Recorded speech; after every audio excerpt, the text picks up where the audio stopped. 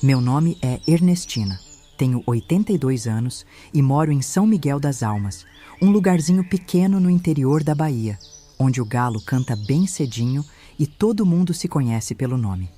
Tenho as mãos já enrugadas pelo tempo, mas os olhos ainda guardam um brilho de quem tem história para contar. E hoje, minha netinha, vou te contar um segredo que guardei dentro do peito uma vida inteira. Desses que a gente nem sussurra pro travesseiro de noite. Sabe, tem coisa que a gente carrega calada, que dói mais quando fica presa. E a minha foi essa. Eu nunca consegui ser mãe. Nunca pude sentir um bebezinho crescendo dentro de mim. Nunca ouvi ninguém me chamar de mãe.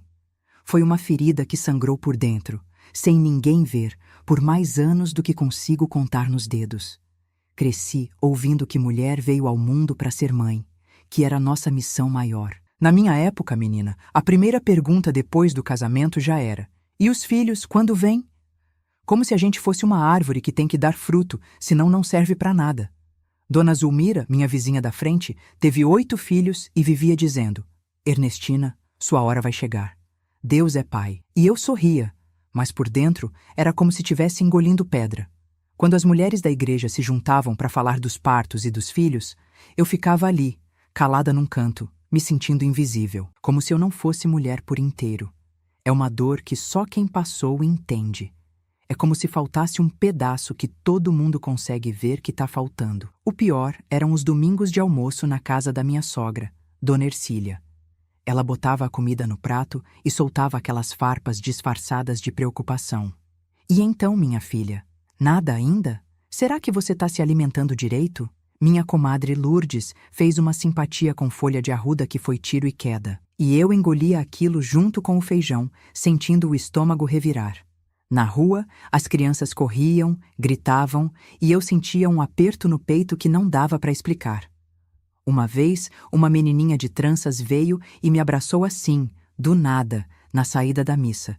Cheirei o cabelo dela com cheiro de sabonete e quase desabei ali mesmo, na escadaria da igreja. Seu Altino, o sacristão, me olhou com aquele olhar de pena que eu tanto detestava. Naquele tempo eu não sabia, mas toda vez que eu chorava escondida no tanque de lavar roupa, Deus estava guardando minhas lágrimas. Cada uma delas. Como diz a Bíblia, né? Ele guarda nossas lágrimas num odre. Na época eu não entendia o porquê. Hoje sei que era porque ele tinha outros planos para mim. Planos que eu nem imaginava. Minha mãe dizia que a vida é como colcha de retalhos, tem pedaço bonito e tem pedaço mais desbotado, mas todos juntos fazem um desenho que só dá para ver quando a gente olha de longe, e ela tinha razão. À noite, eu deitava e ficava olhando para o teto, imaginando como seria se tivesse um bercinho ali no canto do quarto. Se tivesse choro de criança no meio da madrugada. Como seria segurar uma mãozinha pequena na minha? Pensava se seria menino ou menina. Se puxaria os olhos do pai ou o jeito de sorrir da minha família. Sonhava acordada, até que as lágrimas secavam no canto dos olhos. Foi um fardo tão grande que me curvou as costas antes mesmo da velhice chegar. Porque a gente sente que falhou, sabe? Como se o corpo da gente tivesse falhado numa coisa que para todo mundo parecia tão natural quanto respirar. E ninguém falava sobre isso. Era uma tristeza sem nome que eu escondia debaixo do avental. Lembro da minha primeira consulta com o Dr. Renato, médico da cidadezinha vizinha. A sala cheirando a álcool, as paredes descascando, e ele com aqueles óculos grossos me explicando com palavras difíceis que meu útero tinha um problema. Na volta, dentro do ônibus sacolejante pela estrada de terra, chorei baixinho com a testa encostada no vidro embaçado. As pessoas fingiam que não viam.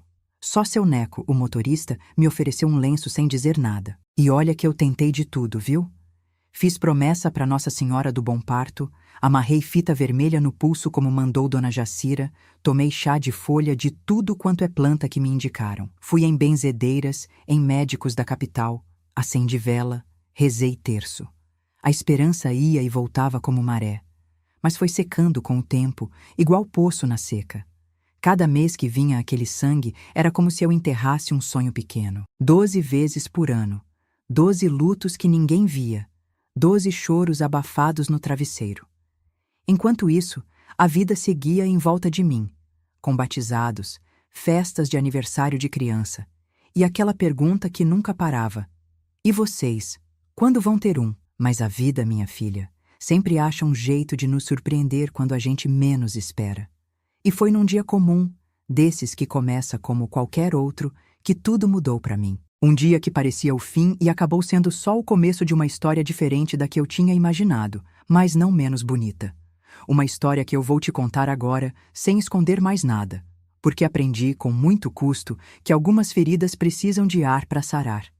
E que, às vezes, a gente tem que deixar morrer um sonho para que outro possa nascer no lugar. Como dizia minha avó, Deus não fecha uma porta sem abrir pelo menos uma janela. E foi isso que aconteceu comigo. Mas antes de te contar essa virada, preciso voltar no tempo, para você entender como tudo começou. Preciso te falar de um homem que mudou minha vida quando eu achava que ela já não tinha mais conserto. Um homem chamado Alceu. Num dia que parecia que Deus tinha me esquecido, foi que eu conheci meu Alceu. Eu tinha 23 anos e estava com o coração em cacos, sabe como é? Tinha sido noiva do Genivaldo, filho de seu Juvencio do armazém. A gente ia casar em 3 meses, já tinha até escolhido as toalhas de mesa. Mas aí, num domingo depois da missa, minha comadre Lourdes chegou com aquela cara de quem vai dar notícia ruim. Ernestina, me desculpe ser eu a te contar isso, mas o povo já tá falando. Vi seu Genivaldo com a Marinalva, filha do coronel Jeremias, lá pros lados da fazenda Bem-te-vi. E não era conversa de compadre, não. O ar faltou nos meus pulmões naquela hora. Senti como se tivesse levado um coice de burro bravo no peito. Fiquei parada, olhando para o chão de terra, vendo as formigas carregando folha, pensando como aqueles bichinhos tão pequenos conseguiam carregar um peso tão grande, enquanto eu mal aguentava ficar de pé. Naquele mesmo dia, depois de chorar até não ter mais água nos olhos, resolvi ir até a pracinha da Matriz. Era domingo à tarde, todo mundo estava em casa descansando ou visitando parente. A praça estava vazia, só eu e os passarinhos cantando no flamboyant. Me sentei num banco embaixo daquela árvore, com as florzinhas vermelhas caindo feito chuva de fogo. E foi ali, com o coração ralado e os olhos inchados, que eu o vi pela primeira vez. Alceu chegou manso, carregando um embrulhinho de papel. Ele era de fora, nunca tinha visto ele por essas bandas. Tinha o cabelo meio grisalho nas têmporas, mesmo sendo novo ainda, e um jeito de olhar que parecia que estava vendo além da gente. Ele pediu licença, perguntou se podia sentar no mesmo banco. Fiquei ali, calada. Só fiz que sim com a cabeça. A senhora me desculpe, mas está com uma cara de quem precisa de um pedaço de bolo de fubá, ele disse, abrindo aquele embrulhinho. Minha tia Dolores sempre dizia que tristeza grande só se cura com chá de camomila ou bolo de fubá. Como não tenho chá aqui, ofereço o bolo. Naquela hora, eu quase ri, mesmo com a dor apertando o peito. Como é que um estranho ia chegando assim, oferecendo o bolo? Mas tinha qualquer coisa nos olhos dele, uma tristeza parecida com a minha que me fez aceitar. O senhor sempre oferece comida para mulher chorando em praça? Perguntei, pegando um pedaço do bolo. Não, ele respondeu com um sorriso pequeno. Na verdade, eu vim sentar aqui para comer esse bolo sozinho e chorar minhas mágoas. Mas aí vi a senhora e pensei que tristeza dividida fica mais leve. E ele me contou que tinha vindo da cidade grande para resolver uns papel de herança da tia. Que tinha saído de um noivado também, uma moça chamada Clarice que preferiu ficar com um homem de mais posse. Falou que a dor dele já estava fazendo 3 meses e que ainda doía, mas que agora já conseguia respirar sem sentir aquela espetada no peito. Com o tempo, a gente para de sangrar, ele disse, olhando para o horizonte. Fica a cicatriz, mas a ferida fecha. Conversamos até o sol começar a se esconder atrás da igreja. Falamos de tudo e de nada, da vida dele na capital, da minha vida simples ali na roça, dos sonhos que a gente tinha guardado, dos medos que carregava escondido. Foi a primeira vez que falei com alguém que parecia entender mesmo o que eu sentia, sem julgar, sem dar conselho bobo. Quando as primeiras estrelas apareceram no céu, ele me perguntou se podia me ver de novo. Disse que ia ficar mais uns dias resolvendo os papéis da tia e que nunca tinha conversado tão de verdade com alguém. Eu, que sempre fui mulher de pouca palavra e muito resguardo, disse que sim. Saí daquela praça com um pedacinho de esperança nascendo de novo, feito broto depois da seca. Nos dias que seguiram, a gente se encontrou todo fim de tarde naquele mesmo banco. Alceu me contava a história da cidade grande, me fazia rir com caso de gente que eu nem conhecia. Eu contava dos meus sonhos de um dia ter uma casinha com varanda, cheinha de vaso de samambaia e manjericão.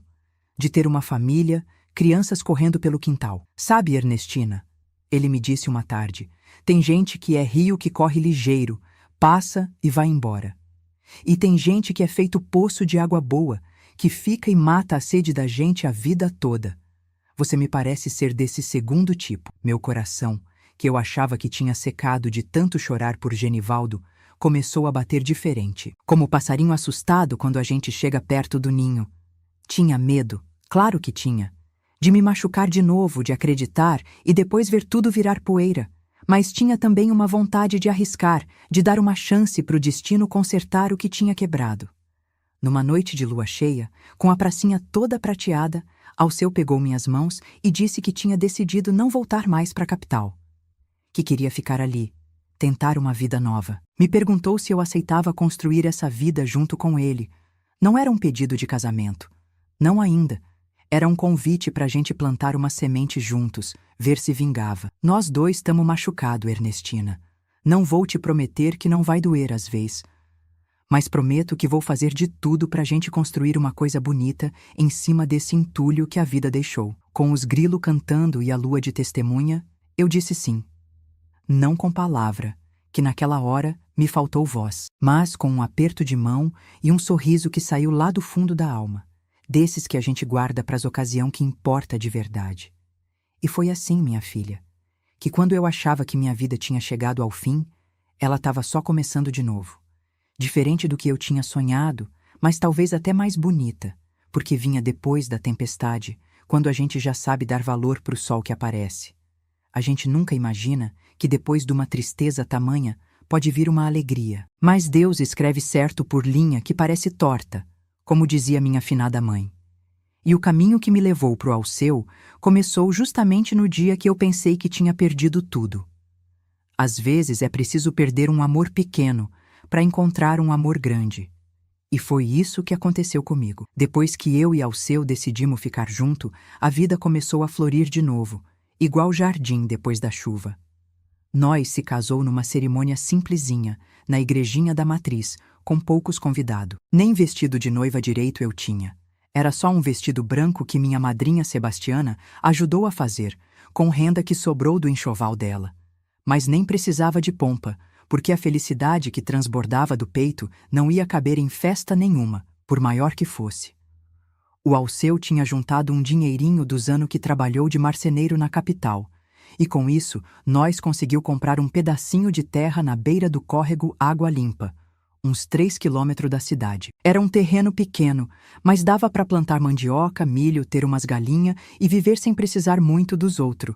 Tinha até uns pés de manga e de goiaba que já estavam lá quando a gente chegou, como se fosse presente de boas-vindas. Nossa casinha era de barro e sapê, dessas que a gente mesmo levanta com a ajuda dos vizinhos. Lembro do dia que fizemos o mutirão para levantar as paredes. Veio o seu Tonho carpinteiro, o compadre Zé do Moinho, o Juvenal da Venda e mais uma porção de gente boa que já conhecia o Alceu de pouco tempo, mas tinha simpatizado.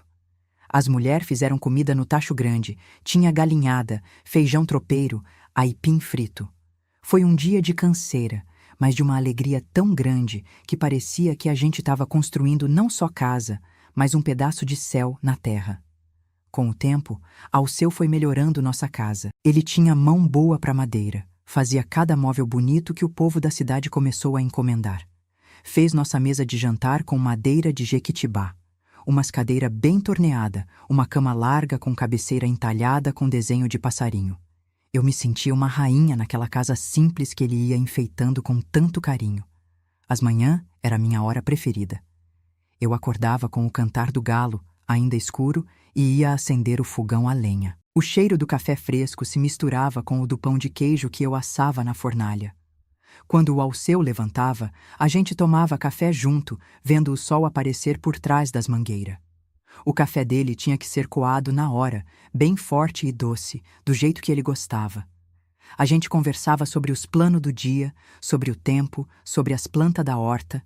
Depois cada um ia para o seu serviço, ele para a marcenaria que montou num quartinho nos fundos, eu cuidando da casa, das galinhas, da horta. No meio da tarde, sem falhar, eu levava para ele um copo de suco de laranja com biscoito de polvilho. Era nosso momento, sabe? Ele parava tudo o que estava fazendo, limpava as mãos no pano e sentava comigo na varanda, mesmo que fosse só por 10 minutos. A gente olhava a paisagem e dava risada de coisa à toa, como dois meninos sem preocupação. De noite, depois da janta, a gente sentava na rede grande que ele pendurou na varanda. Era uma rede de algodão, bem trançada, que eu mesma tinha bordado umas flores na beirada. Balançando devagar, a gente ficava vendo as estrelas aparecer, ouvindo os grilos cantando e o sapo coachando lá do brejo. Era um silêncio bom entre nós, desses que não precisa encher de palavra. Às vezes ele pegava o violão e tocava umas modinhas, com aquela voz grave que me arrepiava a alma. Foi nessa rede, numa noite de lua cheia, que nós começou a sonhar com filho. Eu tinha acabado de fazer 25 anos, ele 30. Tava na hora, né? Todo casal quer ver a família crescer. Alceu falava que queria uma menina com meus olhos e meu jeito de sorrir torto. Eu dizia que preferia um menino parecido com ele, calmo e de poucas palavras. A gente até arriscava alguns nomes. Se fosse menina, seria Celeste, por causa das estrelas que a gente tanto gostava de olhar. Se fosse menino, Antônio, nome do pai dele que tinha morrido quando ele era pequeno. Nosso filho vai crescer livre, correndo nesse terreiro, subindo em árvore, tomando banho de córrego, dizia Alceu, com os olhos brilhando. Vou ensinar ele a trabalhar a madeira, a respeitar os mais velhos, a ser homem direito. E eu vou ensinar a rezar, a fazer doce de leite no tacho, a conhecer as ervas que cura. Eu respondia, já imaginando uma criancinha correndo pela casa. A vida era simples, mas tão cheia de graça que nem sentia falta das coisas da cidade. Uma vez por mês, a gente ia na feira grande em São Miguel, comprava o que não dava para produzir: sal, açúcar, querosene para o lampião. Voltava com a carroça cheia, não só de mantimento, mas de alegria de viver aquela vida simples que a gente tinha escolhido. Tudo cheirava a novo, a começo. As paredes da casa com cheiro de barro fresco, os móveis novinho com cheiro de madeira, os lençol bordado com cheiro de anil. E nosso amor? Ah, nosso amor tinha cheiro de café recém-coado, de terra molhada depois da chuva, de manjericão que eu plantava na janela da cozinha. Quando deitava de noite, com a cabeça no peito dele, ouvindo o coração bater forte, eu agradecia a Deus por ter me feito passar por aquela dor com Genivaldo. Porque foi ela que me levou até o Alceu. Como dizia minha avó, Deus tira com uma mão, mas dá com a outra. E ele tinha me dado muito mais do que tinha tirado. A única coisa que faltava para completar nossa felicidade era um filho. Mas a gente nem se preocupava muito no começo. Achava que era só questão de tempo. Afinal, éramos jovem, sadio, tinha uma vida boa. Todo mês eu ficava esperançosa, contando os dias no calendário que pendurava na cozinha, fazendo plano, sonhando. Quando vinha a desilusão, eu chorava um pouquinho, mas logo pensava, no mês que vem, vem. E Alceu me abraçava, dizia que não era para eu me preocupar, que ia acontecer na hora certa. A gente vivia um dia de cada vez, sem pressa, como quem sabe que a felicidade tá nas coisas pequenas. No pão quentinho de manhã, no beijo de boa noite, no terço rezado junto, na horta que dava verdura viçosa, no céu estrelado que cobria nossa casa como um teto de diamante. Acho que foi a fase mais bonita da minha vida. A gente era pobre de dinheiro, mas rico de amor, de esperança, de fé no futuro. Era como se a gente tivesse plantado uma semente e tivesse esperando ela brotar, crescer, dar fruto. Só que a gente não sabia que essa semente nunca ia vingar, que nosso sonho mais bonito ia ficar guardado só no coração, sem nunca virar realidade. Mas isso eu só fui descobrir depois. Naqueles primeiros anos, a gente vivia embalado pela esperança, flutuando naquela bolha de felicidade que parecia que nada nem ninguém podia estourar. Até que a vida, que nunca avisa quando vai mudar, começou a mostrar que nem todo sonho foi feito para se realizar do jeito que a gente imagina. 1 ano se passou, depois 2, depois 3, e nadinha de criança vir. No começo a gente nem ligava muito, achava que era só questão de tempo mesmo. Deixa estar que Deus manda na hora certa, dizia Dona Teresa, a parteira da região que era quase uma mãe para mim. Mas conforme os anos ia passando, a preocupação começou a crescer feito sombra em fim de tarde. Comecei a reparar nas mulheres da vizinhança, todas com barriga crescendo ou com menino no colo. A Zefinha do seu Manuel teve 4 em 5 anos. A Josefa da venda estava esperando o terceiro. Até a Lourdes, que casou depois de mim, já tinha um casal. E eu ali, com ventre seco como terra em tempo de estiagem. Foi quando as tentativas começou. Primeiro veio a simpatia. Dormi com uma tesoura aberta embaixo do colchão durante 7 luas cheias, como ensinou Dona Luzia. Tomei chá de folha de abacateiro com mel de jataí em jejum por 9 dias seguidos. Amarrei fita vermelha no pulso, como mandou a benzedeira do Ribeirão. Enterrei uma figa de madeira no quintal na sexta-feira da Paixão. Dei 3 voltas na igreja de joelho durante a festa da padroeira. Você já experimentou o chá de raiz de manjericão com barbatimão? Minha prima tomou e pegou bucho no mesmo mês, me dizia a comadre Josefa. Eu anotava tudo num caderninho de capa azul, experimentava cada receita, cada simpatia, cada promessa. Rezava o terço todo dia pedindo para Nossa Senhora interceder. Depois vieram as promessas. Prometi subir de joelho a ladeira da matriz se engravidasse. Prometi doar o peso do bebê em alimento para os pobres. Prometi usar só roupa azul por um ano inteiro se fosse menino, ou rosa se fosse menina. Fiz tanta promessa que eu mesma já não lembrava de todas. Quando a simpatia e promessa não deu resultado, a gente resolveu procurar ajuda de médico. Tinha um só em São Miguel, o Dr. Eusébio, um senhorzinho de óculos grosso que atendia num quartinho atrás da farmácia. Era difícil conseguir consulta com ele. A gente precisou esperar quase um mês. Lembro de entrar naquela salinha branca, com cheiro forte de remédio, sentindo o coração batendo na garganta de tanto nervoso. O doutor me examinou, fez pergunta, escreveu num papel.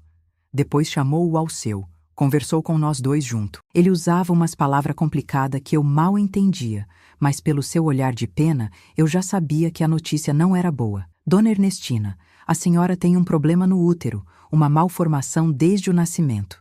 Infelizmente, é muito difícil que consiga ter filhos. Saí dali com uma receita comprida na mão e um peso no peito que parecia uma pedra de moinho. No caminho de volta para casa, na carroça que ao seu conduzia devagar, nem consegui chorar. Era uma dor tão funda, tão sem tamanho, que as lágrimas ficaram presas dentro de mim, como água de poço que não consegue subir. Alceu tentou me consolar. Disse que não fazia mal, que a gente podia ser feliz só nós dois. Falou até em adotar uma criança. Mas naquela época, no interior, isso era quase impossível para gente simples como nós. Precisava ter nome, dinheiro, conhecimento com o juiz.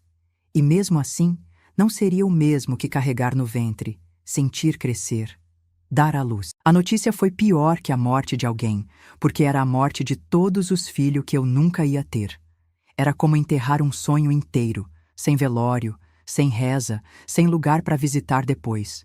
Uma dor invisível, que ninguém via, ninguém entendia direito. Aos poucos, comecei a me afastar das festinhas de batizado, das reuniões de comadre onde só se falava de parto e de criação de filho. Cada convite virava uma agulhada no peito. Ver as outra mulher com barrigão ou com criança no colo era um suplício. E aí, Ernestina, quando venho de vocês? Era a pergunta que mais doía. No começo, eu sorria amarelo e dizia: "Tamo tentando ainda." Depois aprendi a desviar, mudar de assunto. Com o tempo, as pessoas foram percebendo e pararam de perguntar. Mas o silêncio delas às vezes doía mais que a pergunta. Um dia, na feira, a Josefa me chamou para ser madrinha do filho dela que ia nascer. Era uma honra grande, mas só de pensar em ficar na igreja, segurando um bebê, sentindo o cheirinho de talco, ouvindo o chorinho, meu coração apertou tanto que faltou ar. Inventei uma desculpa qualquer e saí quase correndo. Me escondi atrás da barraca de rapadura e chorei até secar, abraçada comigo mesma. Foi por essa época que comecei a sonhar com criança quase toda noite. Sonhava que estava dando de mamar, ninando, ou simplesmente olhando um bebê no berço. Acordava com a sensação de ter alguém nos braços, mas só encontrava o vazio. O Alceu percebia, mas não sabia o que fazer ou dizer para aliviar aquela dor. A pior parte era me sentir culpada, como se meu corpo tivesse falhado numa coisa que qualquer mulher devia saber fazer naturalmente.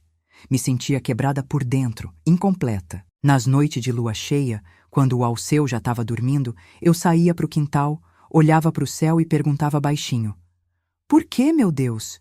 O que eu fiz de errado?" O silêncio da resposta doía tanto quanto a pergunta. Nossa casa, que antes parecia tão cheia de vida, começou a ficar com um vazio que nem todo o amor do mundo conseguia preencher. Quando varria o chão, pensava como seria ter pegada pequena de criança marcando a terra batida. Quando fazia comida, imaginava uma mesinha de criança do lado da nossa. Quando lavava roupa no córrego, sonhava com fraldinhas estendidas no varal. Guardei num baú todas as coisinhas de bebê que já tinha preparado. Um sapatinho de crochê que aprendi a fazer com a Dona Teresa, um lençolzinho bordado com florzinha azul, um chocalho de madeira que o Alceu tinha entalhado. Olhar para essas coisinhas era como enfiar faca no peito. Fechei o baú com cadeado e escondi no fundo do quartinho de despensa. Acho que Alceu sofria tanto quanto eu, mas do jeito dele, calado. Vi ele uma vez na carpintaria, passando a mão num bercinho que tinha começado a fazer, com olhos cheios d'água. Ele não sabia que eu estava olhando. Semanas depois, o bercinho sumiu. Acho que ele queimou ou deu para alguém longe dali. A vida seguia, é claro. O sol nascia todo dia, as galinhas botavam ovo, a horta dava verdura, os pés de fruta carregavam na época certa. A gente continuava a lida diária, o trabalho, as obrigações. Por fora, a vida parecia a mesma. Por dentro, era como se um pedaço da gente tivesse morrido. Fui me acostumando a viver com essa dor, como quem se acostuma com uma perna manca. Ela estava sempre ali, mas eu aprendi a mancar com ela, a seguir em frente mesmo assim. Parei de alimentar esperança, de fazer plano, de imaginar nomes. Aceitei que nosso destino era ser só nós dois, sem filho para continuar nosso nome ou para cuidar da gente na velhice. Mas acostumar não é a mesma coisa que sarar. A ferida continuava lá, às vezes coçando, às vezes sangrando de novo, principalmente quando chegava a época de festa junina e a meninada corria pela praça, ou no Natal, quando as crianças cantavam na igreja. Eu sorria por fora e sangrava por dentro. E no meio dessa dor toda, sem querer, fui me afastando do Alceu. Não por falta de amor, mas por excesso de dor. Como se cada olhar dele me lembrasse da nossa falha, do nosso sonho quebrado. Foi aí que nosso casamento, antes tão bonito, começou a rachar feito pote de barro no sol quente. A gente continuava debaixo do mesmo teto, comendo na mesma mesa, dormindo na mesma cama, mas um abismo foi crescendo entre nós. Era como se tivesse um fantasminha sentado ali do nosso lado toda vez que a gente se olhava. O fantasminha do filho que nunca viria. Alceu parou de falar sobre criança. No começo eu achei que era para não me deixar triste, mas depois percebi que era porque ele também estava sofrendo. Ele também tinha sonhado ser pai, ensinar um menino a pescar no córrego, a trabalhar a madeira, a ser homem de bem. Mas homem é diferente, né? Guarda a dor para dentro, como quem guarda a ferramenta na caixa, e segue a vida sem deixar ninguém ver. Os café da manhã, que antes era cheio de conversa e plano, virou um momento silencioso, só com o barulho das colheres raspando o prato. As noites na rede da varanda, que era nosso momento mais bonito, foi ficando mais curto. Ele dizia que estava cansado e ia dormir mais cedo. Eu ficava lá fora sozinha, olhando as estrelas e sentindo o vazio crescer. Nos dias de domingo, depois da missa, as famílias se juntavam na praça. Os homens conversavam sobre política e futebol, as mulheres sobre os filhos e receita nova. O Alceu ia para o grupo dos homens, e eu não conseguia mais me encaixar no grupo das mulheres. Do que eu ia falar? Não tinha filho para contar história, não tinha parto para lembrar, não tinha preocupação com escola ou doença de criança. Era como se eu tivesse virado uma estranha entre elas, como se tivesse perdido meu lugar no mundo das mulheres. Nossa relação de casal também mudou. No começo do casamento, Alceu me procurava quase toda noite, com carinho, com desejo. Eu me sentia amada, desejada. Depois que a gente descobriu que não ia ter filho, o carinho na cama foi minguando. Não sei se porque ele tinha medo que cada tentativa me lembrasse da nossa tristeza, ou se ele mesmo já não sentia mais aquela vontade. Sei que aos poucos a gente foi deixando de se tocar, de se abraçar de noite. Dormia cada um para o seu lado, eu virada para a parede, ele para a janela, como dois estranhos que por acaso tão na mesma cama. Teve uma época que eu comecei a pensar que talvez ele quisesse me deixar. Afinal, eu era uma mulher que não podia dar filho para ele. Um dia cheguei a dizer isso, num momento de desespero. Alceu, se você quiser procurar outra mulher que possa te dar filho, eu vou entender. Ele me olhou com aqueles olhos que parecia ver dentro da alma da gente e disse com a voz embargada: Ernestina, eu não casei com uma máquina de fazer filho. Casei com a mulher que eu amo. Nunca mais diga uma coisa dessas. Aquela foi uma das poucas vezes que falamos sobre o assunto assim, cara a cara. Depois voltamos para o silêncio de sempre. O problema é que mesmo sabendo que ele me amava, eu mesma já não conseguia me amar direito. Me sentia menos mulher, como se tivesse falhado na única coisa que eu devia saber fazer. Olhava no espelho e via só o que estava faltando, não o que eu tinha. O pior era ouvir os comentários. Gente tem língua muito afiada, viu? Principalmente em cidade pequena onde todo mundo sabe da vida de todo mundo. As mulheres cochichavam quando eu passava. Já viu? Aquela lá não pode ter filho. Dizem que é castigo porque a mãe dela namorou muito antes de casar. Será que ela não tentou aquele chá de arruda com cravo que a Zefa ensinou? E homem, então? Nem dá para repetir certas coisas que falavam pro Alceu naqueles jogo de dominó no bar do Nilo no sábado à tarde. Insinuação de que ele devia espalhar semente em outra terra. Piada sem graça, conselho que ninguém pediu.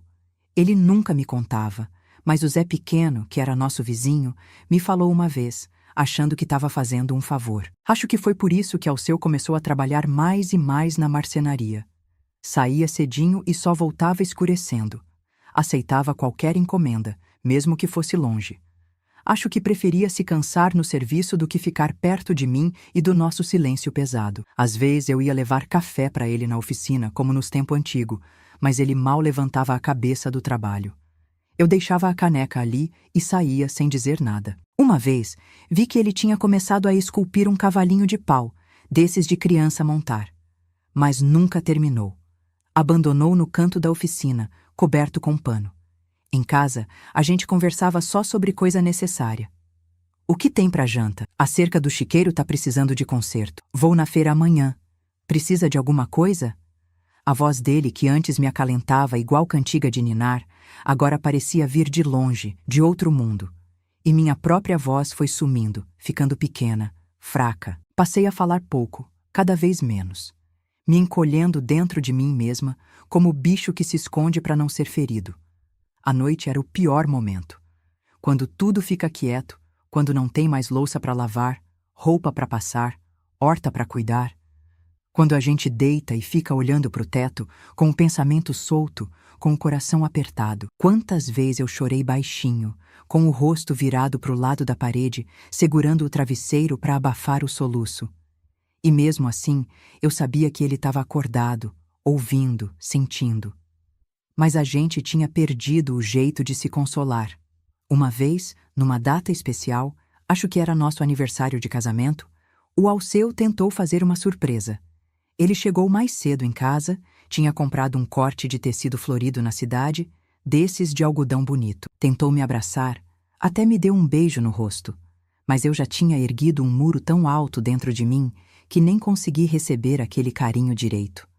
Agradeci o presente com um sorriso triste e voltei para a cozinha, onde estava fazendo o jantar. Vi pelo canto do olho que ele ficou parado na sala, com um embrulho na mão, com uma cara de quem tinha tentado agarrar fumaça. Nessa mesma noite, depois que ele dormiu, fui até o quartinho de despensa e peguei o baú com as coisinhas de bebê que eu tinha guardado. Sentei na varanda de trás, onde ninguém podia me ver, e abri. O cheirinho de guardado misturado com lavanda que eu tinha posto para espantar traça encheu meu nariz e me trouxe memória de tempo mais esperançoso. Peguei o sapatinho de crochê, tão pequenininho que cabia na palma da minha mão. Fiquei ali, balançando para frente e para trás, segurando aquele sapatinho como se fosse um bebê de verdade, até o sol raiar. A gente foi vivendo assim, nessa meia-vida, nesse meio-amor. Não era briga, não era ódio, era pior. Era um vazio que ia comendo tudo por dentro. Igual cupim que come a madeira e deixa só a casca. Por fora, a casa continuava a mesma, mas por dentro, estava toda furada. Eu via as outra mulher com filho crescendo, virando moço e moça, casando, trazendo neto, a vida delas seguindo o curso natural, como o rio que sabe o caminho para o mar. E a minha vida parecia um açude parado, sem entrada nem saída, só esperando o tempo passar e a água secar. Até que um dia, num domingo de chuva forte, daquelas que até as galinhas ficam escondidas e não tem como sair de casa, eu cheguei no fundo do poço. Tava arrumando o guarda-roupa e achei, lá no fundo de uma gaveta, um envelope amarelado. Dentro tinha a foto de Alceu criança no colo da mãe dele. Os dois sorrindo, ela segurando ele com tanto amor que dava para sentir mesmo naquele papel antigo. Foi como se tivesse levado um soco no estômago. Caí sentada na beirada da cama, sem ar. Porque eu nunca seria aquela mãe da foto. Nunca teria um retrato assim para guardar. Nunca seguraria meu filho no colo daquele jeito. Nunca teria alguém me chamando de mãe. Nunca. Em meio ao desespero, lembrei da caixa que Alceu tinha me dado no dia do nosso casamento, com aquele bilhete misterioso. Só abra se um dia sentir que tudo tá perdido. Bem, se tinha um dia que tudo parecia perdido, era aquele. Lembro como se fosse hoje daquela caixinha que o Alceu me deu no dia que a gente casou. Era uma caixa de madeira pequenininha, feita pela mão dele mesmo, com uns entalhes de florzinha na tampa. Ele me entregou depois da cerimônia, quando a gente já estava sozinho no nosso quartinho. Guarde isso, Ernestina, ele disse. Só abra se um dia sentir que tudo tá perdido. Na hora achei estranho. Que tipo de presente de casamento é esse que só pode abrir quando tá tudo ruim? Balancei a caixinha, ouvi que tinha alguma coisa dentro, mas respeitei o pedido dele. Guardei no fundo da gaveta da cômoda, embaixo das toalhas bordadas que ganhei da madrinha. E ali ficou por anos e anos, esquecida, enquanto a vida seguia seu rumo. Teve momentos difíceis, é claro. Quando soube que não podia ter filho, quando a seca veio forte e quase perdemos a plantação, quando o Alceu ficou doente com febre que não baixava, mas mesmo nesses momentos ruins, nunca achei que tudo estava perdido. Sempre tinha um fio de esperança para segurar, nem que fosse fininho como teia de aranha. Mas naquele domingo de chuva, depois de ver a foto do Alceu com a mãe dele, depois de tanto tempo vivendo naquele casamento que mais parecia uma casa assombrada, cheia de fantasma do que poderia ter sido, e não foi, naquele dia sim, senti que tudo estava perdido. Que a gente tinha chegado no fim da estrada e não tinha mais caminho pela frente. Fui até a cômoda com as pernas tremendo. Tirei as toalhas já amarelada pelo tempo, enfiei a mão no fundão da gaveta e tateei até encontrar a caixinha. A madeira ainda estava lisa, o entalhezinho de flor ainda estava lá, mas tinha ganhado uma pátina do tempo, uma cor mais escura, mais madura. Era como se a própria caixinha tivesse envelhecido junto com a gente. Sentei na beirada da cama, com a chuva batendo forte na janela, fazendo aquele barulho de tambor no telhado de zinco. O coração batia tão forte que parecia que ia saltar pela boca. Por um momento, pensei em não abrir. E se tivesse algo que fosse me machucar ainda mais? Mas aí pensei, que dor podia ser pior do que a que eu já carregava? Com as mãos trêmulas, feito folha de coqueiro no vento, levantei a tampinha. Dentro da caixa tinha um papel dobrado. Só isso. Um papel amarelado pelo tempo, dobrado com cuidado. Quando abri, reconheci a letra do Alceu. Aquela letra de homem, meio torta, meio desajeitada, mas que dava para entender. Minha Ernestina, se você tá lendo isso, é porque sente que perdeu a esperança. Quero que saiba que, enquanto eu viver, você nunca vai estar sozinha nessa dor. O que tiver que enfrentar, vamos enfrentar juntos, porque antes de sonhar com filho, eu sonhei com você. Você é meu primeiro e maior sonho realizado. Seu Alceu. As lágrimas embaçaram meus olhos, molharam o papel. Era uma mensagem tão simples, mas tão funda. Como é que ele sabia, tantos anos atrás, que a gente ia passar por essa provação? Como é que ele teve a sabedoria de deixar guardada aquela palavra de consolo, como quem esconde água no deserto? Reli aquelas linhas várias vezes, até quase decorar. Antes de sonhar com filho, eu sonhei com você. Essa frase ficou martelando na minha cabeça como sino de igreja, porque era verdade. A gente se encontrou, se apaixonou, se casou, tudo isso antes mesmo de pensar em criança. Nosso amor veio primeiro. Como é que eu tinha esquecido disso? Debaixo do papel tinha mais uma coisa que não tinha visto de primeira. Uma chavezinha antiga, pequena, de ferro escuro. Não reconheci de onde era aquela chave. Não parecia ser de nenhum cadeado ou porta da nossa casa. Fiquei ali, sentada na cama, com o bilhete numa mão e a chavezinha misteriosa na outra, ouvindo a chuva cair. Chorei muito, mas não era um choro só de tristeza. Era um choro de alívio também, de quem finalmente solta um peso que carregou por tempo demais. De quem se sente vista, entendida, mesmo no meio da escuridão. Nessa hora, ouvi a porta da frente abrir. Era Alceu voltando da casa do compadre Joca, onde tinha ido consertar uma cadeira quebrada. Ele entrou todo molhado, sacudindo a chuva do chapéu. Quando me viu sentada na cama, com a caixinha aberta e os olhos vermelhos de chorar, parou na porta do quarto. Ficou me olhando com uma cara que misturava surpresa, medo e, sei lá, talvez uma pontinha de alívio. Levantei os olhos para ele, mostrando o bilhete na mão, sem conseguir dizer nada. Ele atravessou o quarto, sentou do meu lado na cama e, pela primeira vez em muito tempo, me abraçou de verdade. Um abraço apertado, desses que parece que quer juntar os pedaços quebrados da gente. Você guardou isso todo esse tempo, consegui dizer por fim, com a voz embargada. Eu sabia que um dia você ia precisar lembrar, ele respondeu com a voz baixinha. E essa chave é de quê? Ele pegou a chavezinha da minha mão, olhou como se fosse um tesouro antigo. É da caixa grande que está guardada no sótão da marcenaria. Tem mais coisa lá que eu queria te mostrar, mas não agora. Tá chovendo demais. Ficamos em silêncio um tempo. Um silêncio diferente do que a gente tinha se acostumado.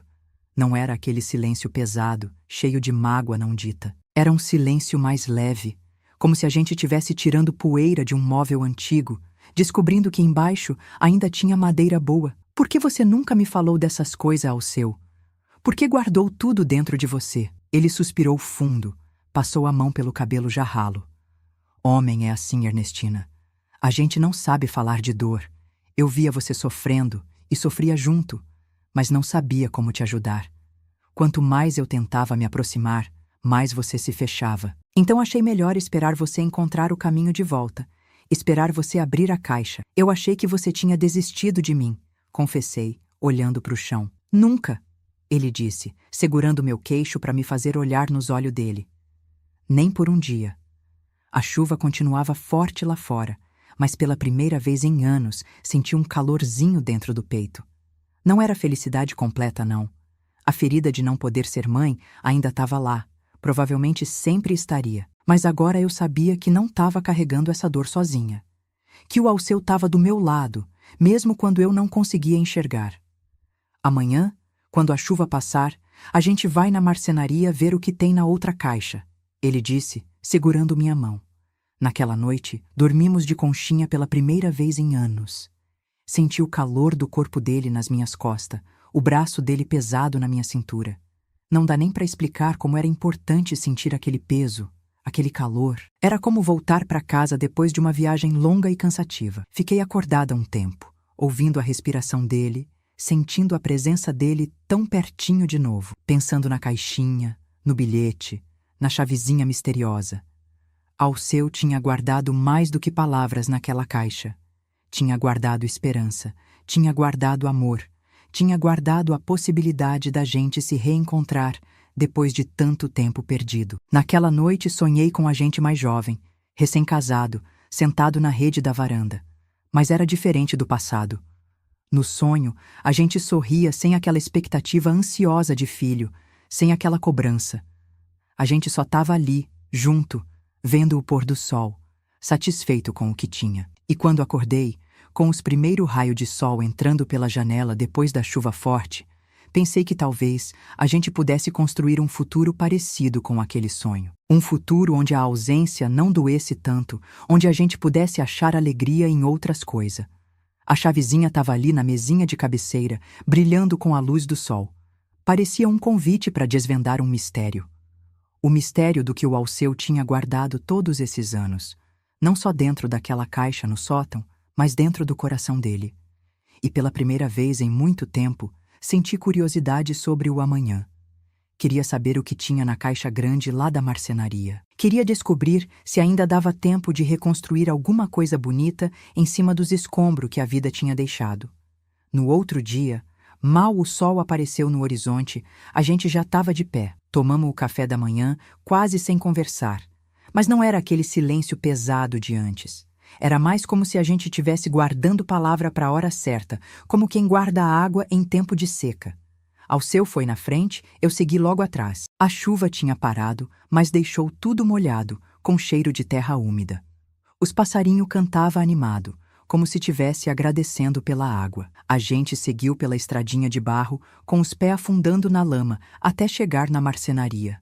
A oficina do Alceu era um galpãozinho simples, de tijolo e telha, que ele mesmo tinha construído perto da casa. O cheiro de madeira e verniz era tão forte que dava para sentir de longe. Para mim, aquele sempre foi o cheiro do Alceu. Madeira, suor e trabalho honesto. Quando entramos, ele trancou a porta atrás da gente, como se o que a gente ia fazer ali fosse coisa sagrada que precisava de privacidade. No canto, tinha uma escadinha que levava para o sótão. Um espaço pequeno debaixo do telhado, onde ele guardava coisas antigas e madeira especial que ainda não tinha uso definido. Fica aqui embaixo, ele disse. Vou buscar a caixa. Fiquei ali, olhando as ferramentas penduradas na parede, os pedaços de madeira empilhado, os trabalhos inacabado. Tinha um bercinho no canto, coberto com um pano velho. Aquele que ele começou a fazer anos atrás e nunca terminou. Senti um aperto no peito, mas não era tão dolorido como costumava ser. Era mais uma tristeza mansa, daquelas que a gente aprende a carregar. Ouvi os passos dele lá em cima, depois o barulho de alguma coisa sendo arrastada. Logo ele apareceu na escada, carregando um baú de madeira média, desses antigo, com fechadura de ferro trabalhado. Colocou em cima da mesa de trabalho e ficou olhando para mim, com aquela cara de quem tá com medo e esperança ao mesmo tempo. Essa caixa tem tudo que eu nunca tive coragem de te mostrar, ele disse coçando a cabeça. Com as mãos trêmulas, enfiei a chavezinha na fechadura. Rodei devagar, ouvindo o clique do mecanismo abrindo. Levantei a tampa pesada e senti o cheiro de papel antigo, de segredo guardado por muito tempo. Dentro da caixa tinha um monte de envelope, organizadinho por data, amarrado com fitinha de várias cores. Cada envelope tinha uma data escrita em cima. Percebi que eram datas de aniversário de casamento. Do primeiro até o último, tinha um pacotinho para cada ano que a gente passou junto. O que é isso, Alceu? Carta, ele respondeu, olhando para o chão, meio sem jeito. Uma para cada ano do nosso casamento. Coisa que eu queria te dizer, mas nunca consegui. Peguei o primeiro envelope, amarelado pelo tempo. Abri com cuidado para não rasgar e tirei um papel dobrado. A letra do Alceu, com aquela caligrafia de homem que estudou pouco, mas que se esforçava para escrever bonito. Minha Ernestina, hoje faz 1 ano que a gente se casou. 1 ano que você me faz o homem mais feliz desse mundo. Quando acordo e vejo você dormindo do meu lado, agradeço a Deus por ter me dado essa bênção. Sei que a gente está tentando ter filho e ainda não conseguiu, mas não quero que você fique triste. Se Deus quiser mandar essa alegria pra gente, vamos receber de coração aberto. Se não mandar, vou te amar do mesmo jeito, até o fim da vida. Seu marido que te ama mais que tudo, Alceu. As lágrimas escorreram pelo meu rosto sem que eu pudesse controlar. Peguei outro envelope, de 5 anos depois. A letra era a mesma, mas o tom já tinha mudado. Minha Ernestina, hoje faz 6 anos que Deus me deu você. Sei que você anda triste porque o doutor disse que vai ser difícil ter filho. Queria poder tirar essa dor do seu coração. Às vezes acordo de noite e sei que você tá chorando baixinho, fingindo que tá dormindo para eu não perceber. Meu coração aperta tanto que chega a doer no peito. Queria te dizer que você é mais que suficiente para mim, que não precisa de filho para completar o que a gente tem, mas não sei como dizer isso sem parecer que não entendo sua dor. Então fico calado e esse silêncio vai criando distância entre nós. Perdão por não saber falar as coisas direito. Mas saiba que meu amor por você só aumenta, mesmo quando parece que está diminuindo. Seu Alceu, que te ama mais que consegue dizer. Abri mais um, de 10 anos depois, quando a gente já estava naquele silêncio doído, quase nem se falando mais. Minha Ernestina, 16 anos de casado hoje. 16 anos olhando para você todos os dias e sentindo meu coração bater mais forte, mesmo quando você nem nota mais minha presença. A distância entre nós aumentou, e sei que boa parte é culpa minha, por não saber como curar sua ferida. Às vezes, penso em te levar embora daqui, para um lugar onde ninguém nos conheça, onde ninguém pergunte sobre filho, onde a gente possa começar de novo. Tenho guardado um dinheirinho escondido, pensando nisso. Mas não sei se você aceitaria. Não sei se você ainda me ama como antes. Mesmo assim, continuo aqui, esperando o dia em que você vai olhar para mim de novo como olhava no começo. Esperando o dia em que você vai abrir aquela caixinha que te dei no nosso casamento.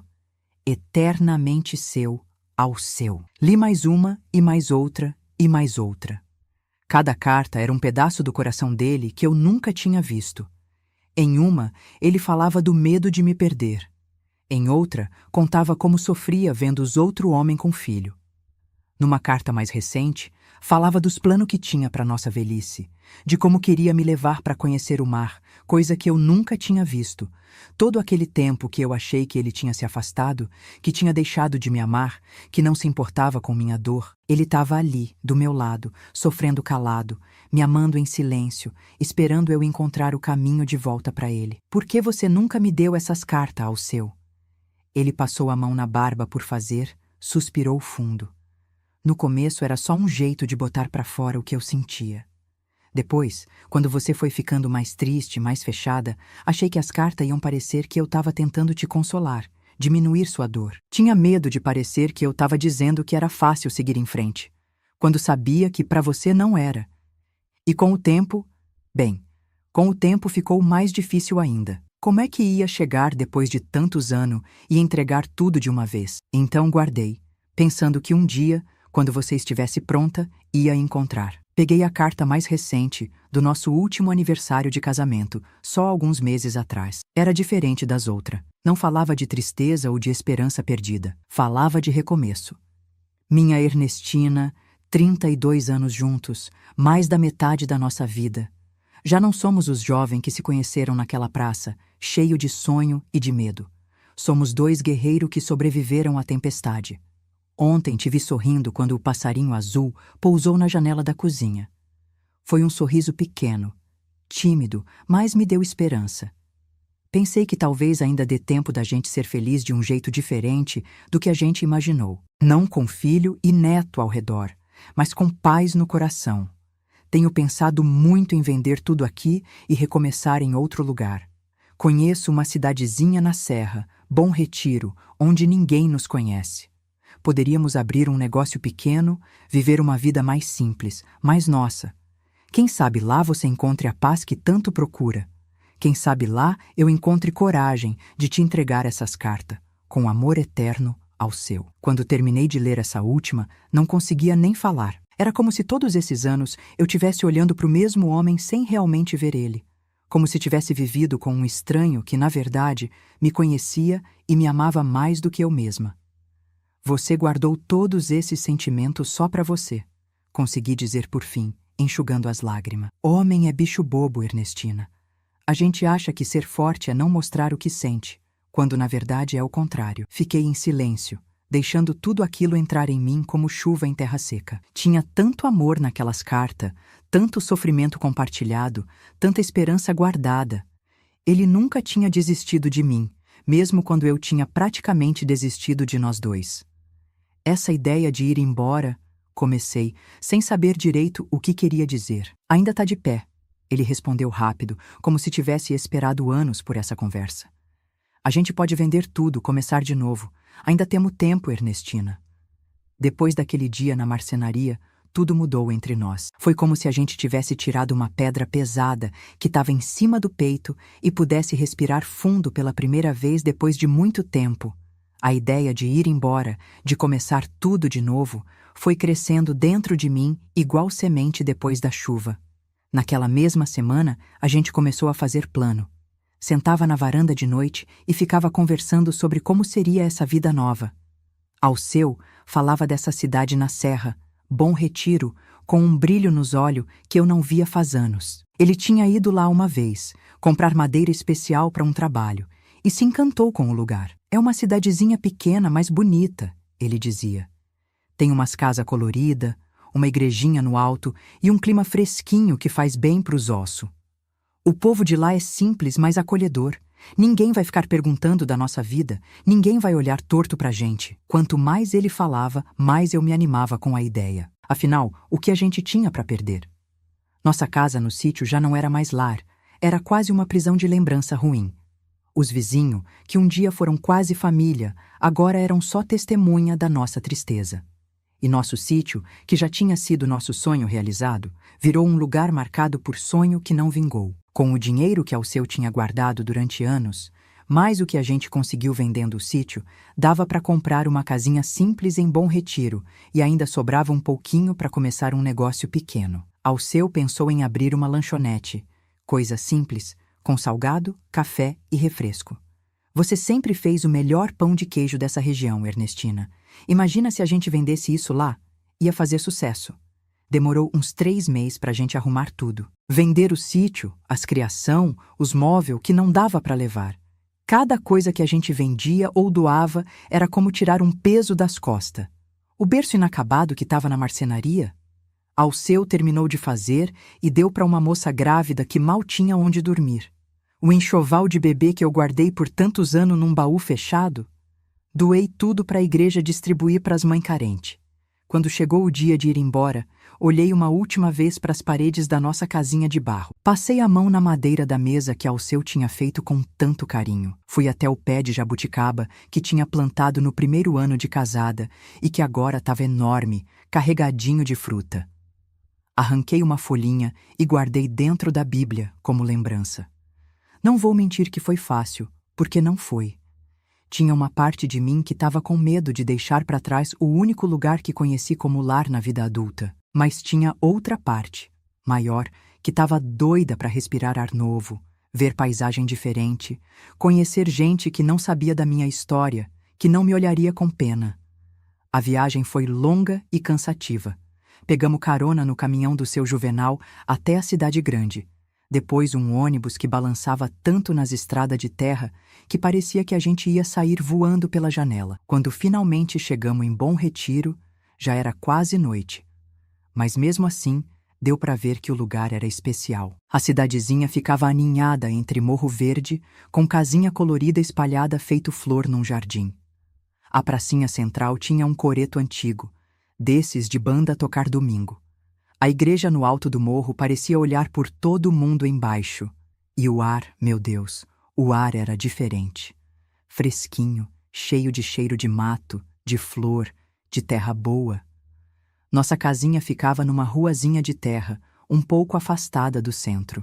Era pequena, mas aconchegante. Tinha 2 quartos, uma sala com cozinha junto e um quintalzinho nos fundos, onde dava para plantar tempero e ter umas galinhas.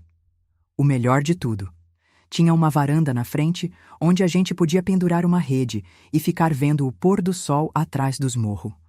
Nos primeiros dias, a gente mal saía de casa, estava ocupado arrumando as coisas, deixando tudo do nosso jeito. Alceu consertou umas goteiras no telhado, pintou as paredes de cal branquinha, fez uma prateleira nova para a cozinha. Eu limpei tudo, fiz cortina nova com um tecido florido, plantei manjericão e alecrim no quintal. A lanchonete que a gente abriu ficava num pedacinho alugado perto da praça. Era um lugar pequeno, mas aconchegante. Alceu fez as mesas e banco de madeira. Eu costurei toalhinha xadrez para cada uma. Colocamos o nome de Cantinho da Ernestina, com uma plaquinha entalhada na porta. No começo, quase não vinha freguês. O povo da cidade era desconfiado com gente de fora, mas aos poucos, o cheirinho do meu pão de queijo, do bolo de fubá, do café fresquinho, foi atraindo um, depois outro, depois um grupo inteiro. Logo, a lanchonete virou ponto de encontro dos aposentados da cidade, que passavam a tarde jogando dominó e contando causo antigo. O mais incrível é que pela primeira vez em muito tempo eu me sentia útil de novo. Não era mais só a mulher que não conseguiu ter filho. Era a dona Ernestina da lanchonete, que fazia o melhor pão de queijo da região, que sabia ouvir as histórias dos velhos, que dava conselho pros jovens. E o Alceu parecia que tinha rejuvenescido 10 anos. Acordava cantarolando, assoviava enquanto trabalhava, sorria para as pessoas na rua. De noite, depois de fechar a lanchonete, a gente sentava na varanda de casa e ficava olhando as estrelas, igual nos primeiros tempos de casado. Ele pegava na minha mão, contava piada boba, me fazia rir à toa. Foi nessa época que descobri outro talento que nem sabia que tinha: o de contar história. Comecei escrevendo as receitas num caderninho, para não esquecer. Depois passei a escrever lembrança da minha infância, da vida na roça, dos costumes antigos. Os clientes da lanchonete começaram a pedir para eu ler o que escrevia, e pela primeira vez senti que tinha algo valioso para compartilhar que não dependia de ser mãe. Você devia juntar essas histórias num livro, disse Dona Mocinha, uma senhora de quase 90 anos que virou nossa amiga. Essas coisas não podem se perder, minha filha. É memória do nosso povo.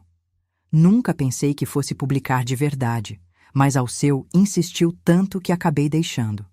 Ele mesmo levou meus escritos para uma gráfica pequena na cidade vizinha. Pagou do bolso dele para fazer 50 livrinhos costurados à mão, com capa de papelão encapada com chita colorida. Vendemos tudo em menos de um mês, na lanchonete mesmo. A vida foi tomando um rumo novo que a gente nunca tinha imaginado. Não era a vida que sonhamos quando jovem, cheia de criança correndo pelo quintal. Era uma vida mais quieta, mais madura, mas de um jeito bom, como fruta que precisa de tempo para ficar doce. É claro que a tristeza de não ter sido mãe não sumiu completamente. Tem coisa que a gente não supera, só aprende a carregar com mais dignidade. Em Dia das Mães, ainda sentia um aperto no peito. Quando via uma mulher com criança pequena no colo, ainda sentia aquela pontada de "e se fosse eu?". Mas a dor já não era tão aguda, tão desesperada. Era mais como uma cicatriz antiga que às vezes coça um pouco, mas já não sangra mais. A gente tinha entendido, meio tarde talvez, que felicidade não é uma coisa só.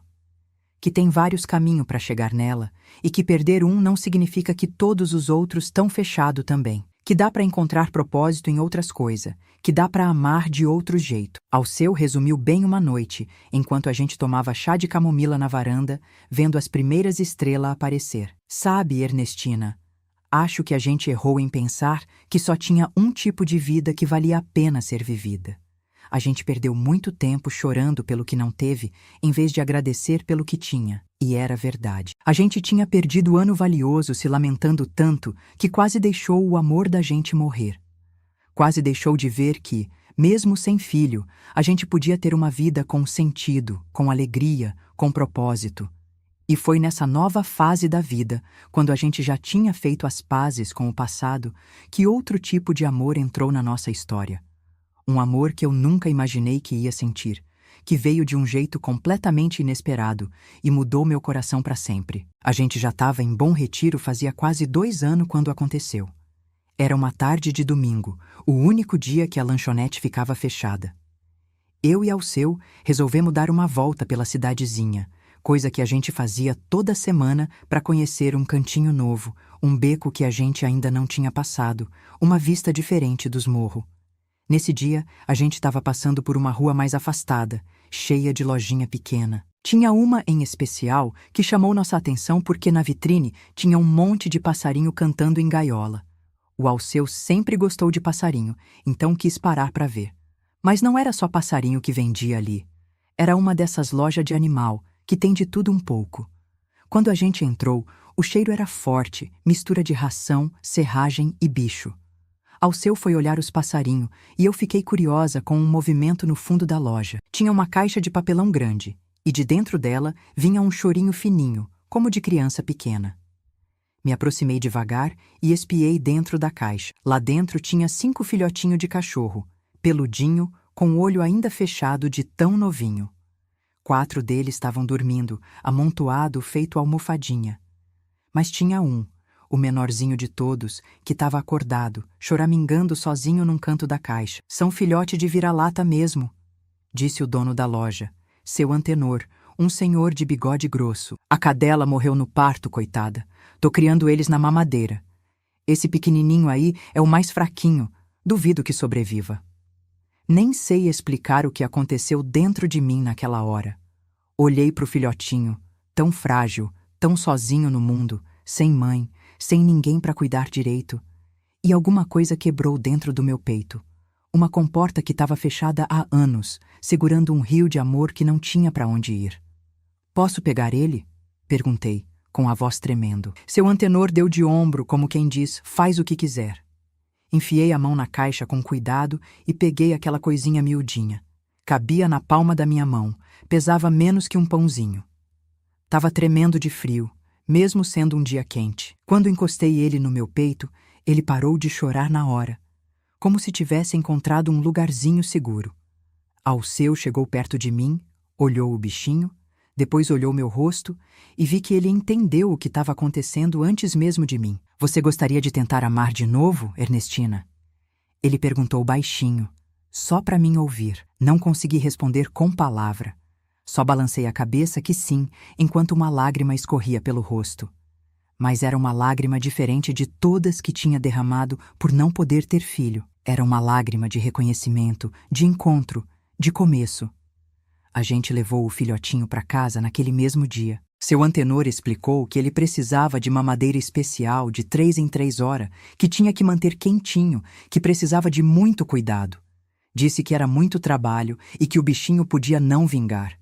Acho que ele estava tentando nos desencorajar, mas teve o efeito contrário. Como vocês vão chamar ele? Perguntou quando a gente estava saindo da loja. Olhei para o Alceu, ele olhou para mim e no mesmo instante a gente teve a mesma ideia. Agosto, respondemos junto. Era o mês que a gente tinha se conhecido, tantos anos atrás, naquela pracinha.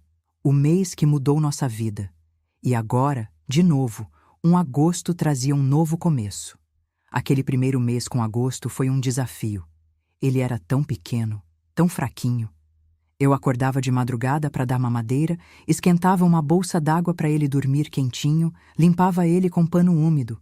Era como cuidar de um bebê mesmo. Fiz uma caminha especial para ele, com cobertor macio. Costurei um paninho vermelho no pescoço dele para proteger do frio da serra. Quando ele começou a abrir os olhinhos, descobrimos que era um azul, coisa rara em cachorro. E quando ele começou a andar, todo desengonçado, parecia uma bolinha de pelo com perna. Aos poucos, eu fui sentindo uma coisa estranha acontecer dentro de mim. Como se um lugar que tinha ficado vazio, ressecado, morto por tantos anos, começasse a ganhar vida de novo. Ver o agosto crescer um pouquinho a cada dia, aprender coisa nova, confiar em mim completamente, isso me fazia sentir útil, importante, necessária. Alceu percebeu a mudança em mim. Uma noite, quando a gente estava na varanda e o agosto já estava maiorzinho, dormindo nos meu pé, ele disse: "Sabia que você tá sorrindo mais?" E cantando pela casa como fazia nos começos. Era verdade. Sem perceber, eu tinha voltado a cantar enquanto cozinhava, a assobiar enquanto varria a casa. A tristeza que tinha virado quase minha companheira inseparável durante décadas foi se afastando devagarzinho. O agosto virou a alegria da nossa casa. Cresceu forte, virou um cachorro de pelo dourado, com orelha caída e olho inteligente. Ele seguia a gente para todo lado, como uma sombra fiel. Na lanchonete, ficava deitado quietinho num cantinho que o Alceu fez especial para ele. Todo mundo na cidade conhecia o cachorro da Dona Ernestina. Ele me ensinou um tipo de amor que eu nunca imaginei. Um amor sem cobrança, sem expectativa, sem decepção. Um amor que não perguntava nada, só dava. Quando eu estava triste, ele vinha, encostava a cabeça no meu colo e ficava ali, como se dissesse: "Tô aqui, não precisa falar nada, só não fica sozinha." Com o agosto, aprendi que amor não precisa sair de dentro da gente para ser verdadeiro. Não precisa ter o mesmo sangue, a mesma espécie, a mesma história. O amor verdadeiro é reconhecimento, é encontro de alma, é querer o bem do outro mais que o próprio. Um ano depois que agosto chegou, recebi a visita de Dona Mocinha, aquela senhora de idade que tinha virado nossa amiga. Ela observou o jeito que eu tratava o cachorro, o cuidado que tinha com ele. Ernestina, ela disse com aquela sabedoria de quem viveu muito, você pode não ter sido mãe de gente, mas é mãe desse cachorro. E ser mãe não é parir, é amar, é cuidar, é proteger. Aquelas palavras entraram fundo na minha alma. Balançaram tudo que eu acreditava sobre ser mulher, sobre ser mãe, sobre família. Percebi que tinha passado a vida inteira acreditando que só um tipo de amor era importante, só um tipo de cuidado valia. O engraçado é que essa descoberta não tirou a dor de não ter filho. Ela sempre estaria lá, um cantinho dolorido no meu coração. Mas agora, não era mais a dor que definia quem eu era. Não era mais o vazio que comandava minha vida. O Alceu dizia que o agosto foi um anjo de 4 patas que Deus mandou para ensinar a gente que tem muitos jeitos de amar nesse mundo. E eu acho que ele estava certo, porque aquele cachorrinho que cabia na palma da minha mão quando a gente se encontrou, cresceu e ocupou um espaço enorme no meu coração. Um espaço que eu achava que só um filho poderia preencher. E tem mais. O agosto não só transformou nossa vida, ele nos conectou de novo, eu e Alceu. A gente voltou a ser parceiro, cúmplice, como nos tempos de namoro. Saía junto para passear com o cachorro, ria das travessuras dele, fazia plano para o futuro de novo. Era como se a gente tivesse voltado a ser uma família, só que uma família diferente do que a gente tinha sonhado. Uma noite, a gente estava sentado na varanda como sempre, com agosto dormindo entre nós dois. Alceu pegou minha mão, olhou bem nos meus olhos e disse: obrigado por não desistir, Ernestina.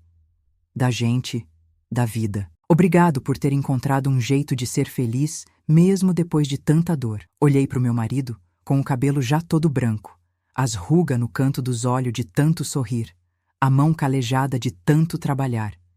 E senti um amor tão grande, tão completo, que quase não cabia no peito. Obrigada por me esperar voltar, respondi. E por me mostrar que a vida sempre tem um jeito de nos surpreender quando a gente menos espera. E assim, com nosso agosto aos pés e as mãos entrelaçadas, a gente viveu dias que nem no sonho mais bonito a gente tinha imaginado. Dias simples, de trabalho na lanchonete, de passeio no fim de tarde, de conversa na varanda. Dias cheios de um amor que não tinha nome, que não se encaixava nas caixinhas que o mundo criou, mas que era nosso, verdadeiro e mais que suficiente. Hoje tenho 82 anos, meu Alceu partiu pro céu faz 5 anos, mas meu agosto ainda tá aqui comigo. Já tá velhinho também, com o pelo branqueando ao redor do focinho, as pernas meio cambeta de artrose, mas os olhos continuam do mesmo jeito, cheio de amor e lealdade. Quando o Alceu adoeceu, o agosto não saía de perto dele. Ficava deitado do lado da cama como se fosse um guardião. Nas noites mais difíceis, quando a respiração do meu velho ficava fraca, o cachorro choramingava baixinho, como se soubesse o que estava por vir. Na manhã que Alceu partiu, estava eu e o agosto do lado dele. Meu marido já não falava mais, mas conseguiu erguer a mão fraquinha e fazer um carinho na cabeça do cachorro antes de fechar os olhos pela última vez. Acho que foi o jeito dele de pedir pro agosto cuidar de mim depois que ele fosse. E foi o que aconteceu. Depois que Alceu se foi, muita gente me perguntou se eu não queria ir morar com algum parente, se não era muito triste ficar sozinha naquela casa. Mas eu nunca estava sozinha de verdade. Tinha o agosto comigo, ele que me acordava de manhã, lambendo minha mão, que me obrigava a levantar da cama mesmo nos dias que a tristeza pesava demais, que me fazia sair de casa para caminhar pelo menos um pouquinho todo dia. Vendemos a lanchonete depois que o Alceu ficou doente, mas eu continuei escrevendo. Agora já publiquei 5 livrinhos de história, com a ajuda da Associação Cultural de Bom Retiro. Gente de outros lugares até vem me visitar às vezes, para conhecer a escritora da cidade. Quem diria, né? Eu, que mal tive estudo, sendo chamada de escritora. Nas histórias que escrevo, sempre tem um cachorro. Acho que o agosto virou minha inspiração. Foi ele que me ensinou que amor vem de jeito que a gente nem imagina, em pacote que a gente nem espera.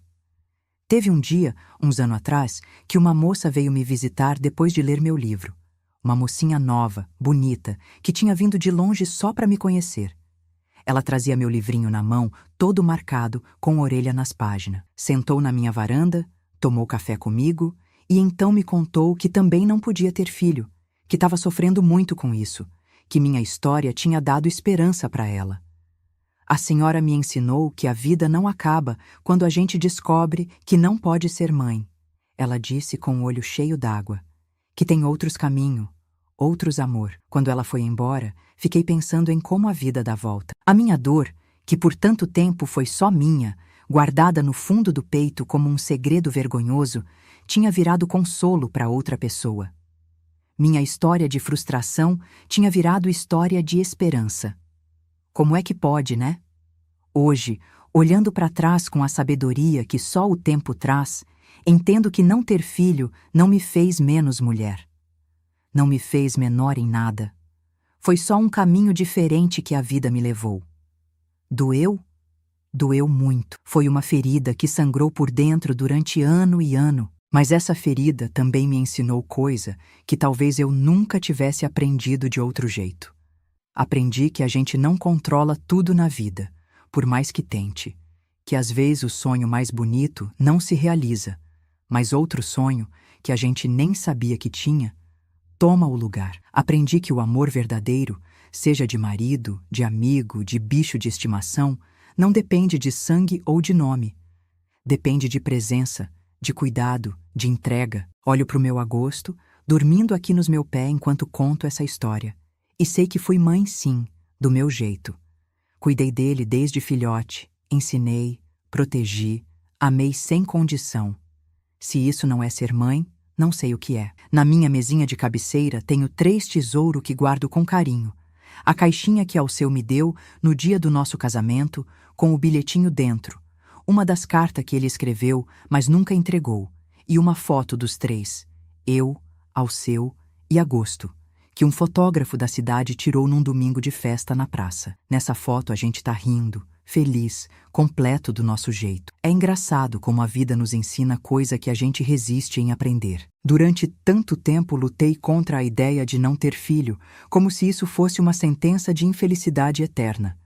Mas olha só, tive uma vida cheia de amor, de propósito, de alegria, mesmo sem ter gerado uma criança. Não vou mentir dizendo que nunca mais sinto aquela pontada no coração quando vejo uma mãe embalando um bebê, ou quando escuto alguma mulher falando dos filhos e neto. Sinto sim. Sempre vai ter um lugarzinho dentro de mim que vai se perguntar como seria se... Mas aprendi a fazer as pazes com esse pedacinho de saudade do que não foi. Alceu me ensinou que o amor não é só um, que tem muita forma de amar nesse mundo. Agosto me ensinou que a gente pode encontrar família nos lugares mais inesperados. E a vida me ensinou que nenhum caminho é errado, só diferente. Se eu pudesse dar um conselho para quem está passando pelo que passei, seria esse. Não deixe que a dor do que você não teve apague a beleza do que você tem. Não perca ano precioso da sua vida lamentando tanto que esquece de viver. A felicidade não tem fórmula certa. Cada um encontra do seu jeito, no seu tempo. Lembro de uma coisa linda que Alceu me disse pouco antes de partir. Ernestina, a gente passou muito tempo achando que a vida tinha negado uma bênção para nós, mas talvez ela só estava guardando outra bênção, diferente, para o momento certo. E ele tinha razão. Se eu tivesse sido mãe de filho nascido de mim, talvez nunca tivesse descoberto que podia ser escritora.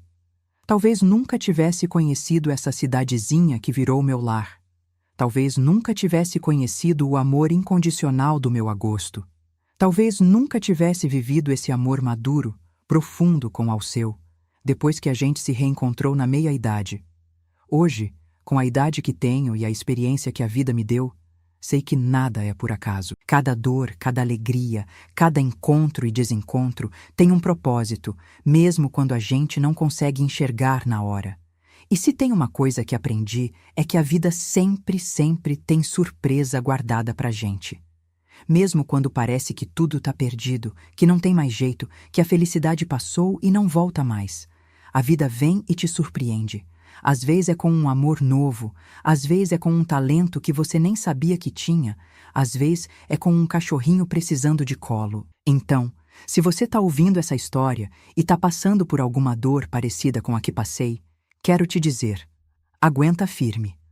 O sol nasce todo dia, a ferida sara, o coração aprende a bater diferente. E um dia, quando você menos esperar, vai descobrir que a felicidade chegou de mansinho e se acomodou do seu lado, como o meu agosto que agora está aqui, dormindo tranquilo, sem saber que é o maior tesouro que a vida me deu depois que meu Alceu se foi. Porque o amor não precisa ter nome de mãe, de pai, de filho para ser verdadeiro. O amor só precisa ser amor. O resto é detalhe. E assim termino minha história, que é triste e alegre ao mesmo tempo, como toda história de verdade. Uma história que me ensinou que não é o sangue que faz família. É o amor que a gente escolhe dar, todos os dias, mesmo quando dói, mesmo quando é difícil. É o amor que fica, que permanece, que atravessa tempo e distância e até a própria morte. Como o amor que ainda sinto pelo meu Alceu, mesmo ele estando do outro lado. Como o amor que sinto pelo meu agosto, que está aqui do meu lado. Como o amor pela vida, que apesar de tudo, continua sendo o maior presente que Deus podia ter me dado.